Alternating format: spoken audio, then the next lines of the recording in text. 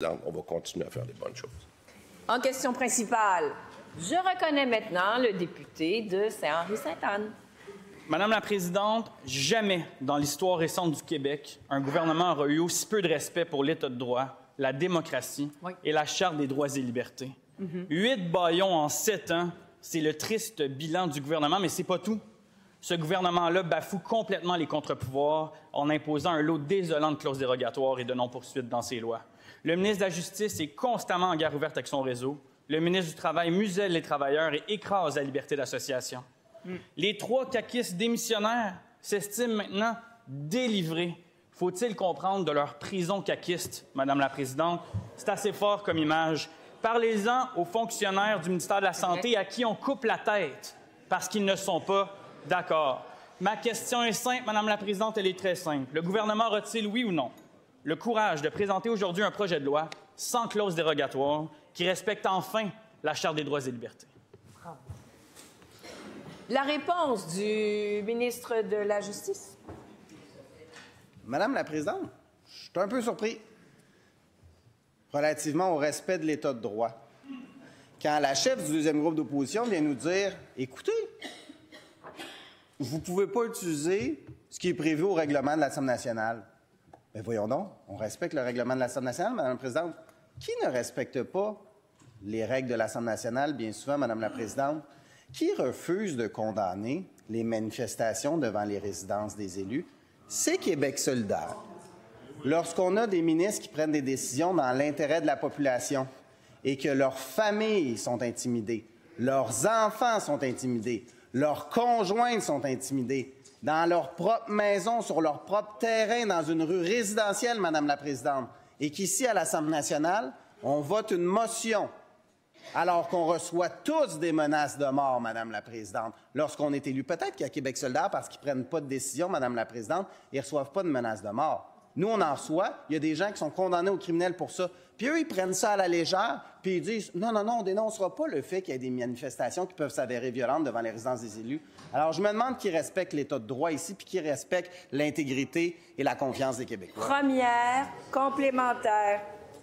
Madame la Présidente, j'ai encore une fois eu aucune réponse à une question pourtant très simple. C'est l'habitude de ce gouvernement-là, quand il est dans l'embarras, il ne répond pas aux questions de l'opposition. Son bâillon aujourd'hui, la question est simple. Est-ce qu'il va y avoir, oui ou non, une clause dérogatoire? Est-ce qu'encore une fois, ce gouvernement-là n'aura aucun respect pour la Charte des droits et libertés? La question est simple. Clause dérogatoire ou pas de clause dérogatoire? J'attends la réponse. Question simple. La réponse du ministre. Madame la Présidente, vous avez vu la conception de Québec solidaire. La question du leader du deuxième groupe d'opposition, c'est « Vous ne respectez pas la Charte des droits et libertés. » Il fait référence à la Charte canadienne. Son schème de pensée, c'est de référer à la Charte canadienne, parce que le nom de la Charte québécoise, c'est la Charte des droits et libertés de la personne, Madame la Présidente. Or, il fait référence à l'instrument canadien qui nous a été imposé, Madame la Présidente. Plutôt que faire la promotion de la Charte québécoise, Madame la Présidente, qui a été votée par le gouvernement libéral de Robert Bourassa, qui a été appuyée, défendue, qu'on a amendé pour mettre la laïcité à l'intérieur, pour mettre le français, Madame la Présidente. Ils se réfèrent devant le fédéral, Madame la Présidente. Ils ne défendent pas les... Deuxième. Article 32, on garde le silence. Tout le monde, Arrêtez, là, je vous vois vous interpeller. Mesdames, Messieurs, vous perdez votre propre temps. J'aimerais entendre le député de Saint-Henri-Sainte-Anne pour sa deuxième complémentaire. Monsieur le député, deuxième complémentaire. Chut. Madame la Présidente, j'ai aucune leçon à recevoir de la part d'un député fédéraliste de l'autre côté. Non assumé. Il s'assume pas. Qu'est-ce qu'il a dit? T'es dans le thème du non, Simon. Non assumé, c'est pire.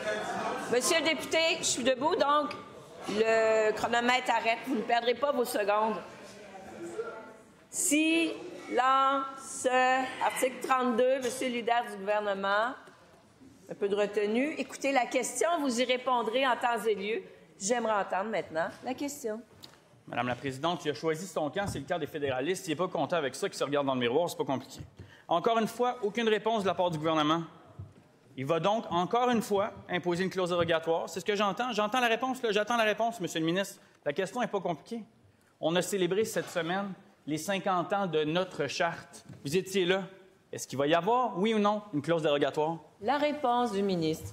Madame la Présidente, il est vrai qu'on a célébré les 50 ans de la Charte des droits et libertés de la personne parce qu'au Québec, on a fait le choix d'avoir des droits plus étendus qu'avec la Charte fédérale, Madame la Présidente, la Charte des droits et libertés. On a choisi de couvrir les rapports entre les individus, entre l'État et les individus, mais on a surtout aussi choisi d'avoir un vivre ensemble, Madame la Présidente, de faire en sorte qu'au Québec, l'égalité entre les femmes et les hommes, c'est supérieur à la liberté de religion.